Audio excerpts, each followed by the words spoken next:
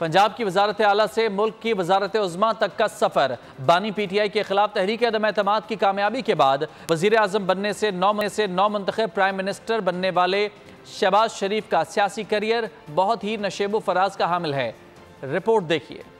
शहबाज शरीफ का वजारत आला से मुल्क की वजारत उज़्मा तक का सफर। शरीफ खानदान के चश्मो चराग मियाँ शहबाज शरीफ 23 सितंबर 1951 को लाहौर में कश्मीरी खानदान में पैदा हुए। गवर्नमेंट कॉलेज यूनिवर्सिटी लाहौर से बैचलर्स डिग्री हासिल की। उनके वालिद मियाँ मोहम्मद शरीफ एक सनतकार थे जिनका ताल्लुक अमृतसर से था। शहबाज शरीफ 1988 में पंजाब असेंबली और 1990 में कौमी असेंबली पाकिस्तान के रुकन मुंतखब हुए।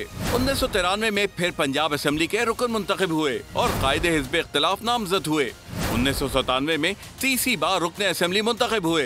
उन्होंने 20 फरवरी 1997 को पंजाब के वजीर आला के तौर पर हलफ उठाया। 1999 में फौजी इनकलाब के बाद शहबाज शरीफ ने सऊदी अरब में जिला वतनी की जिंदगी गुजारी। 2007 में पाकिस्तान वापसी हुई। 2008 में दोबारा वजीर आला मुंतखब हुए। 2013 में तीसरी बार वजीर आला बने। 2018 में नवाज शरीफ की नाअहली पर नून लीग के सदर मुंतखब हुए। इसी साल इलेक्शन में उन्हें शिकस्त का सामना करना पड़ा। वो इमरान खान के मुकाबले में वजीर आजम नहीं बन सके और कौमी असेंबली में कायदे हिज़्ब इख्तिलाफ बने। सब्सक्राइब करें और बेल दबाएं ताकि कोई खबर रह न जाए।